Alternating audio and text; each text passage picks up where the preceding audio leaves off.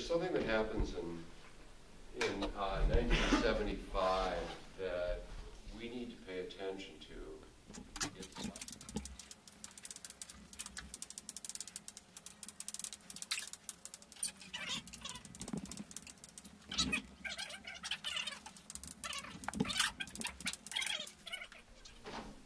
Thank you. I think it's the fragmentation of one audience into many. Rock and roll that had a narrative to it that was very closely aligned with what had come out of the folk blues revival sense of early American music. And all of these items come out of, and that's an amazing list, isn't it? All of these items come out of the massive cultural attention that was suddenly paid to this new rock and roll that had something to say in '65. Yeah. So are you suggesting that because of this shattering of that, what had been one into many, yes, that opened up the possibility of all sorts of other weird things happening?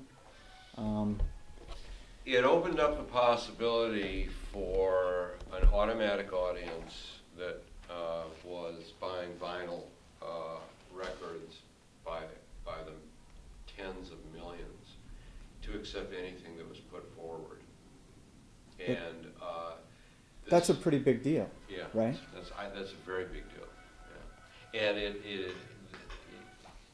this whole notion of authenticity becomes an issue post-75 because the ranks have been split, and we have to talk about disco, which is which really is the Antichrist.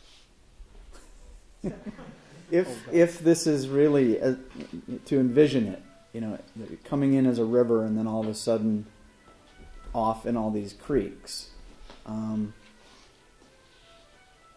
Is that really where anything became possible? Yeah. And when that happens, industry takes over, right? Industry takes over, and people, from a cultural level, when you split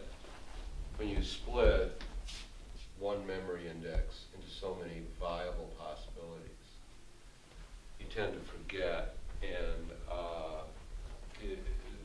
if you read the history of the introduction of disco and its demise, which is pretty amazing in terms of buying public's refusal to accept it, it all adds up to an industry-driven sound that might not have even been possible.